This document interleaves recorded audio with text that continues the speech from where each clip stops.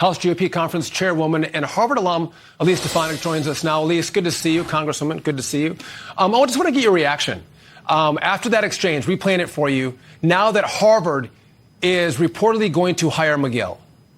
It's a disgrace, and we continue to see higher education promote anti-Semitic leaders and anti-Semitism. And as we start the school year this year, we need to see moral, strong leadership from higher education and these universities to condemn anti-Semitism and actually enforce their own rules.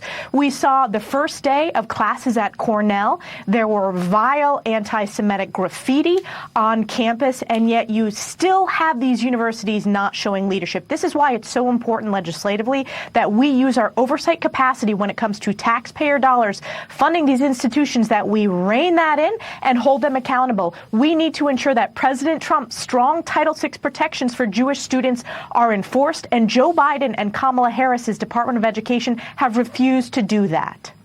You know, Biden and Harris, they gave late statements condemning these protests on college campuses. And now Harris has come out with a relatively bland statement in regard to the murder of the 6 hostages that we just learned about overnight.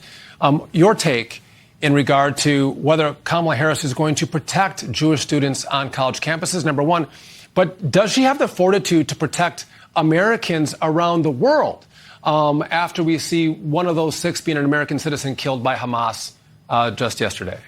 Well, first of all, my heart and the American people's heart goes out to all of the families of hostages, particularly Hirsch Goldberg Poland's parents, who I've had the opportunity to meet with. I've met with many of the hostage families. This happened on Joe Biden and Kamala Harris's watch. This is a Biden-Harris administration that has turned their back on supporting Israel. We need to show strong support with Israel. There should be no daylight, and using all of our efforts to bring home all these hostages. What did we see from Kamala Harris and Joe Biden? That they withheld critical military aid at a very important time. It is a disgrace. And you asked the question, Sean, is she fit to protect our national security interests and American citizens around the world? The answer is an overwhelming no. She is not fit to serve the role as commander-in-chief. She has the fact that this is an American-Israeli citizen who lost his lives on their watch. It is a disgrace, and it's going to go down in history as one of the darkest chapters of our national security policy. Look at this past week, Sean. This was the 3-year anniversary of those 13 service members in Afghanistan, now 13 Gold Star families, and you have Kamala Harris's campaign politicizing this, not mentioning their names, not taking accountability for that catastrophic decision. She was the last person in the room advising Joe Biden, and yet they're criticizing Donald Trump for answering yes to the invitation from those families at Arlington. Kamala Harris is a disgrace, and we need to make sure she never becomes commander-in-chief. Disasters overseas. I want to talk about the disaster right here at home. When Republicans brought up the SAVE Act, which is an act that requires the proof of citizenship before you register to vote, Republicans voted for it. Democrats, in large part, voted against it. Now Mike Lee has come out, and Donald Trump has agreed that the SAVE Act should be included in legislation to fund the government at the end of September, the end of the fiscal year. Your House leadership, Elise, will leadership make sure that if you're going to register to vote, you're a citizen by way of the SAVE Act? And by the way, they've also said H.R. 2, which is the House bill to secure the border. Are we going to leverage money for making sure we have secure elections?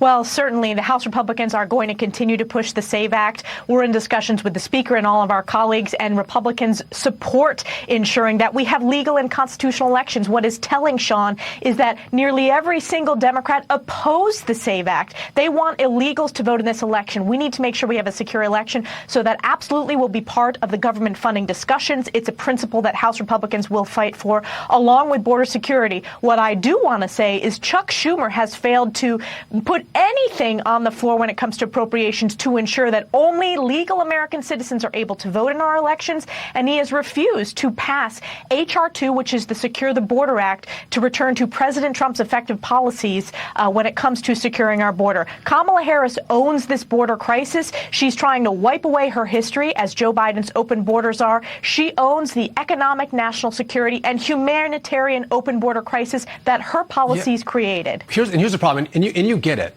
But the fact that we have, and I have individual knowledge of this, but also read reports of it, that you have illegals that are registering to vote, and you have the federal government and state governments and NGOs all out there trying to register illegals to vote in this election cycle. Huge problem, but the illegal doesn't actually have to vote. If they're registered, someone at least is going to vote for them, right? Someone's going to cast their ballot.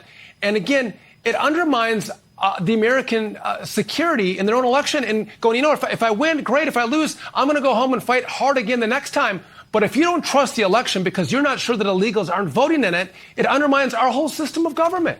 You're exactly right, Sean. It undermines our whole Constitution. It undermines our system of government. People are losing faith in our elections because of how radicalized today's Democrat Party has become, shredding our Constitution, shredding election integrity. This is why that vote was so important, and it was so revealing in terms of the vast majority of Democrats want to allow illegals to vote in our election. The Republicans are unanimous in ensuring that illegals are not able to vote in our elections. That's why we're going to continue to fight very, very hard. And that's why we're working so hard to elect President Donald J. Trump, because he will stand up for the Constitution and he will ensure that we have elections based on the rule of law and not allowing illegals to vote. I have to imagine the American people agree with the SAVE Act, that you should be a legal American citizen before you vote. And if Democrats want to shut down the government because they don't want to pass the SAVE Act, so be it. I think you win on that, Congresswoman. Hopefully you have some tough conversations with the Speaker of the House, because I think America would stand behind you if you tied those two things together. Elise Stefanik, thank you for your great work and your friendship. We appreciate you joining the show. Thanks, Sean.